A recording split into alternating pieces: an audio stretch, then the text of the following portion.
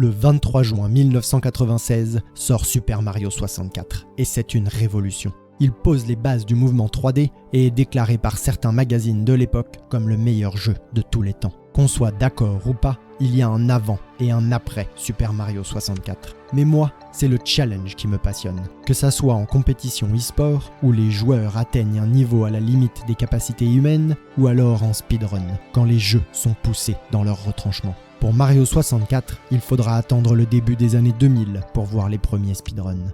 Décembre 2004, une run 120 étoiles en 2h57 minutes et 47 secondes par Spider-Man 88000. Et mai 2005, pour voir le premier speedrun 70 étoiles en 1h 2 minutes et 35 secondes par Le Coureur 103. 70 étoiles, c'est le minimum requis pour finir le jeu et atteindre le boss final, Bowser.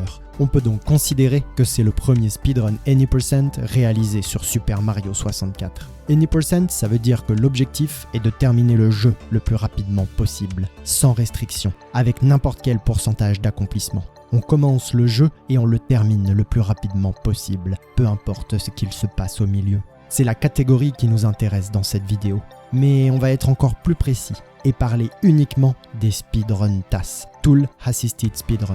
Voici l'histoire d'un speedrun mythique, le TAS Any% de Super Mario 64.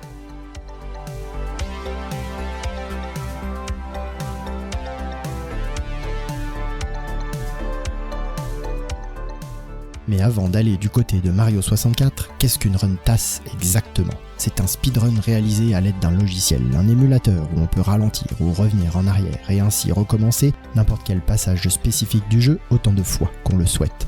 Ces outils permettent de s'affranchir des limites humaines en termes de compétences et de réflexes, d'enchaîner des combinaisons de touches normalement impossibles à enchaîner, et ainsi faire des mouvements impossibles, des glitches improbables et aussi aller jusqu'à la manipulation de la chance, notre cher RNG, en effectuant des suites de boutons très précises. Cela demande beaucoup de temps, au vu du nombre important de possibilités à tester pour obtenir un résultat donné. C'est bien un joueur humain qui enregistre toutes les touches sur lesquelles il appuie, série de touches qui sont ensuite renvoyées à la console par l'émulateur. Pour qu'une run TAS soit valide, elle doit pouvoir être jouée et terminée sur une console d'origine.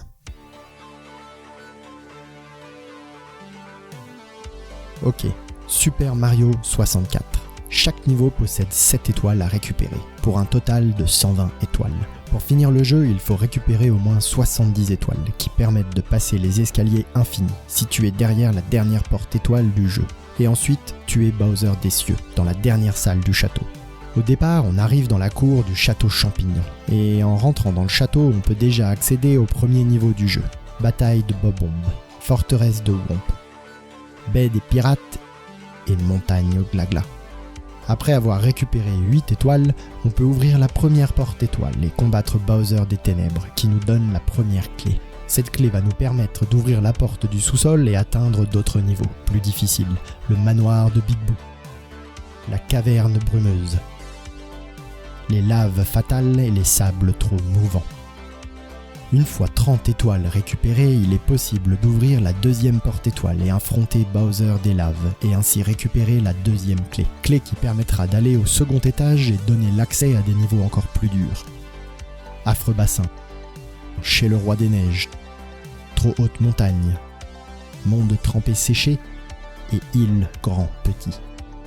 50 étoiles permettront d'ouvrir encore une porte étoile et ainsi accéder aux 2 derniers niveaux du jeu. Horloge tic-tac et course arc-en-ciel. Enfin, Bowser des cieux devient accessible après l'obtention de 70 étoiles. Et après l'avoir vaincu, le jeu est terminé.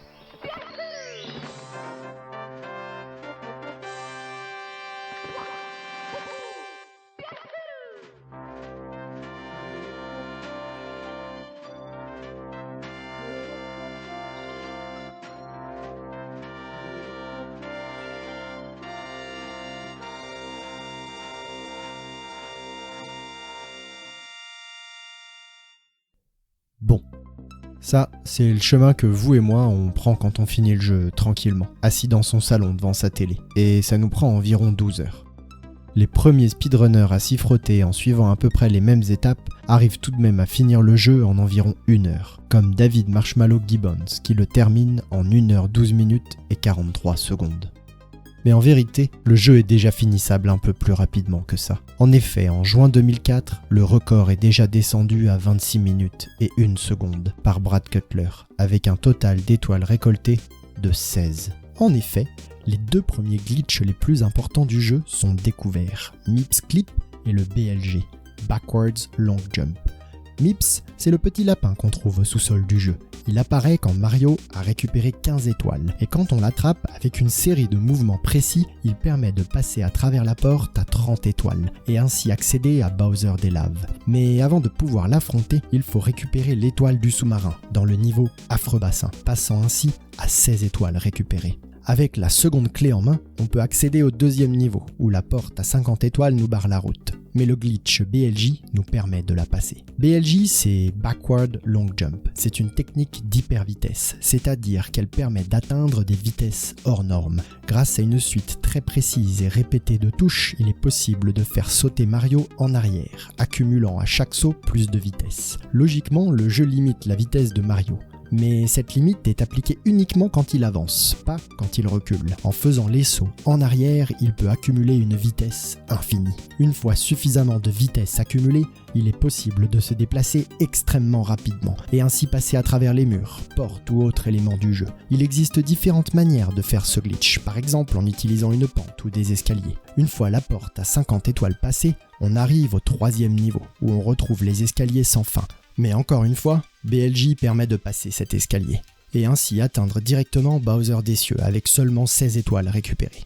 Je ne parle bien sûr que des optimisations les plus importantes, car Super Mario 64 a déjà des dizaines voire des centaines d'astuces pour aller plus vite, comme optimiser le lancer de Bowser pendant les combats contre lui, ou accélérer les mouvements de Mario, comme le Quick Turn ou le Speed Kick. Maintenant que vous avez une meilleure compréhension du jeu, passons à la vitesse supérieure, avec notre premier speedrun TAS, fait en novembre 2005 par Speedzaffer et avec un temps de 16 minutes et 26 secondes. Alors que la run de Brad Cutler avec beaucoup d'erreurs, de glitches ratés et des mouvements peu optimisés, le run TAS perfectionne le tout. Le chemin qu'il suit est le suivant. Dans la bataille de Bob-Omb, il récupère une première étoile derrière la cage de Chomp et peut ainsi accéder à la forteresse de Womp où il récupère 5 étoiles. Destruction du gros Womp. En haut de la forteresse,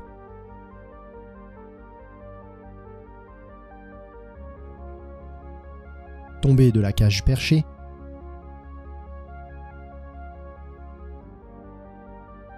canon vers un mur,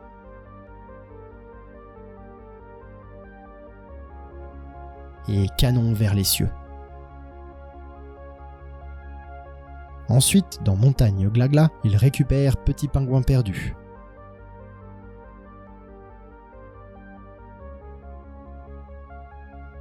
Et rebond sur les murs. Ce qui lui permet d'ouvrir la porte à 8 étoiles.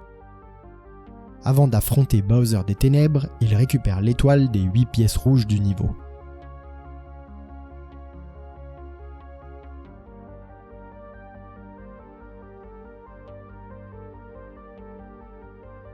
Dans Lave Fatale, il récupère l'étoile puzzle de 8 pièces rouges.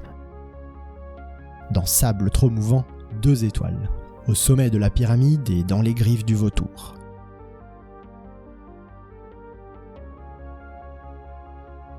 Ayant alors 12 étoiles, il peut parler à Toad et récupérer une 13e. Enfin, 2 étoiles sont récupérées dans la caverne brumeuse, dans le labyrinthe toxique, et attention au boulet.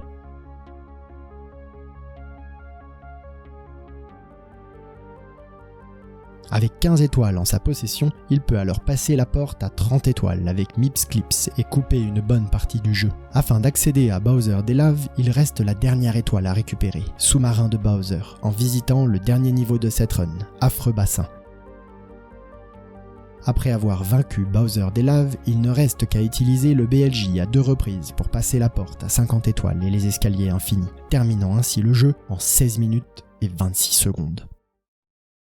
Presque un an après, la run est améliorée de 46 secondes par Mijitsu, avec notamment des optimisations de mouvement et quelques nouvelles techniques découvertes. Le plus gros changement est un glitch qui permet d'accéder à Bowser des Ténèbres dès le début de la run, évitant ainsi de devoir ouvrir la porte à 8 étoiles, gagnant du temps dans les déplacements au sein du château. La plupart des étoiles récupérées restent les mêmes, sauf 2 étoiles de moins récupérées dans la forteresse, et qui sont plutôt récupérées dans la bataille de Bob-omb. Canon vers l'île perchée, et dans Lave Fatale, l'étoile cramée le gros moche.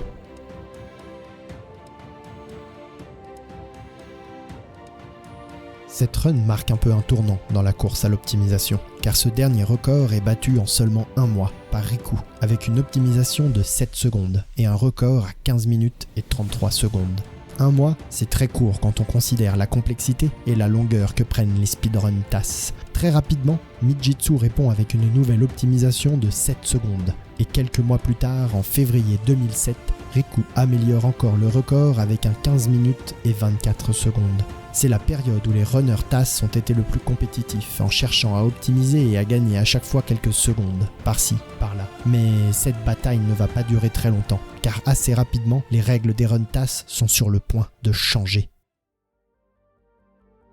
En mai 2007, un nouveau record fait surface, avec un temps de 15 minutes et 8 secondes, grâce à de nouvelles étoiles récupérées, des nouvelles routes et optimisations. Mais la grande surprise est que ce run a été effectué en équipe par Mijitsu et Swordless Link pour la première fois dans l'histoire des speedrun TAS de Super Mario 64. Cette coopération leur a permis de gagner du temps sur la création du TAS et aussi de pousser encore plus loin les possibilités du jeu. Comme dit Swordless Link, nous avons décidé d'échanger nos progressions et on a découvert qu'il y avait des zones où j'étais meilleur et d'autres où c'était Mijitsu. Nous avons donc décidé que la meilleure solution serait de faire la run en coopération et c'est donc ce que nous avons fait.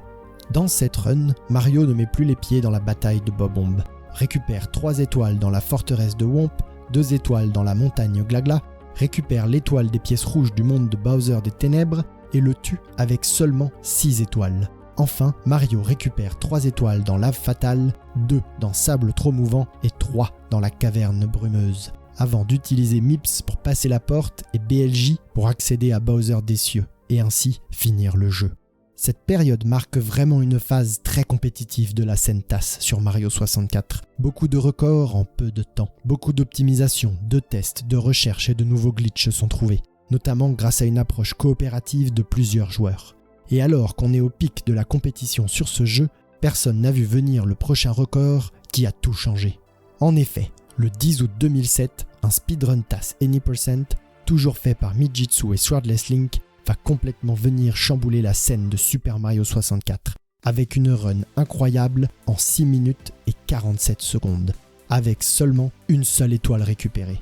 En effet, le BLJ n'avait pas encore montré toute sa puissance, et il s'avère qu'il est en fait possible de passer la porte 30 étoiles, jusqu'alors passer avec le Mips Clip grâce à un BLJ bien effectué, rendant complètement obsolète l'obtention des 15 premières étoiles de la run. Malheureusement pour Mips, on ne le verra plus sur des runs TAS Any%. Le jeu arrive à un état de déconstruction assez avancé, et la catégorie Any% change à jamais, que ce soit en TAS ou en run normal. Il ne reste alors plus qu'à effectuer des glitches et mouvements complexes afin de passer l'ensemble des portes étoiles et escaliers infinis. Et la seule étoile restante indispensable est l'étoile du niveau Affreux Bassin, sous-marin de Bowser, afin de pouvoir accéder à Bowser des Laves. Un seul niveau pour une seule étoile en tout. Et enfin, 4 mois après, le 7 décembre 2007, le dernier coup de grâce est donné à Super Mario 64 avec une run à 5 minutes et 47 secondes et 0 étoile récupérée. En effet, toujours grâce au surpuissant glitch BLJ, un moyen est découvert pour pouvoir accéder directement à Bowser des Laves, sans avoir à passer par le niveau Affreux Bassin. Mario ne rentre alors plus dans aucun des niveaux du jeu, sauf les mondes de Bowser. Il ne reste alors plus grand chose du jeu dans cette run. Après des mois et des années d'optimisation et d'amélioration des mouvements, glitch et route, la run Any%, 0 étoile est enfin optimisée au maximum, avec une run en 5 minutes et 4 secondes, le 7 décembre 2010, réalisée par tout un groupe de runners TAS. Pendant des années, cette run restera la plus optimisée possible réalisée en TAS. Mais ce n'est pas encore la fin des optimisations possibles sur ce jeu. 6 ans plus tard, alors que la plupart pensaient la catégorie en fin de vie, car comment aller plus vite quand Mario ne récupère déjà plus aucune étoile, de nouvelles découvertes sont faites sur le jeu. Notamment une découverte fondamentale, la présence d'univers parallèles dans le jeu. Oui, vous avez bien entendu, des univers parallèles dans Super Mario 64. Je ne vais pas rentrer dans le détail de ce glitch dans cette vidéo car l'explication est très complexe. Mais dans les grandes lignes, Super Mario 64 possède des copies du niveau où Mario est présent, à une très longue distance et dans lesquelles il n'y a que le sol et les plafonds. Pour rejoindre ces univers parallèles, il faut atteindre une vitesse tellement importante qu'il n'est pas possible de le faire dans tous les niveaux. Ces univers parallèles permettent la découverte d'un glitch du nom de Mode Skip, et ainsi pouvoir passer la porte qui nécessite la première clé de Bowser. Conséquence, il n'y a plus besoin de battre Bowser des Ténèbres, ni d'en récupérer la première clé. Il est ainsi possible de terminer Super Mario 64 en ne battant que Bowser des Laves et Bowser des Cieux. Aujourd'hui, le record du monde de Super Mario 64 TAS Any% est à 4 minutes, 18 secondes et 98 millisecondes, qui date du 21 juillet 2021. Fait par un total de 14 runners. Un record au paroxysme de l'optimisation. Et il aura fallu 5 ans de travail après le record fait en 2017 pour pouvoir gagner seulement quelques secondes. Tant de travail pour si peu de temps gagné, cela montre à quel point le jeu est optimisé. Encore quelques micro-optimisations ont été découvertes depuis. Mais faisant gagner seulement quelques frames pour un total de 2 ou 3 secondes potentiellement gagnées, la run n'a pas encore été faite en TAS pour l'instant, donc l'amélioration reste théorique.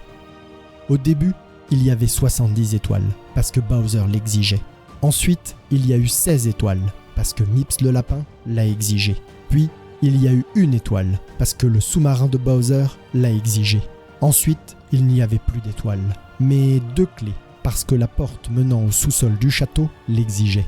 Aujourd'hui, il n'y a plus qu'une seule clé, et le jeu est plus optimisé que jamais. Des glitches incroyables et impensables ont été découverts et des dizaines de runners se sont mis en équipe pour créer le record du monde actuel, se battant pour gagner ne serait-ce que quelques frames d'optimisation.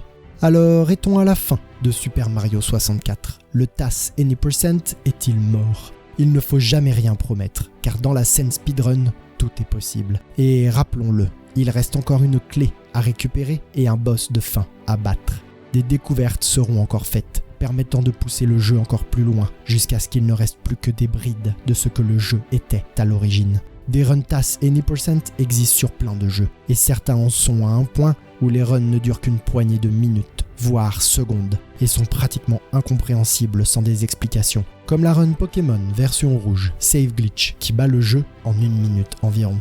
Quant à Super Mario 64, c'est un peu similaire, même s'il reste encore un peu plus de jeu à voir avec 2 combats contre Bowser. Ce qui est sûr, c'est que l'impact de ce jeu a été fondamental pour la scène speedrun, et particulièrement les runs TAS. C'est l'un des jeux les plus joués en speedrun, définitivement un des plus regardés sur Twitch encore aujourd'hui avec des centaines de milliers de vues quotidiennes et des millions de followers sur le jeu. Et aussi avec la découverte de nouveaux glitches sur d'autres catégories, notamment le Carpetless en 120 étoiles, qui maintiennent en vie ce jeu qui a plus de 26 ans maintenant.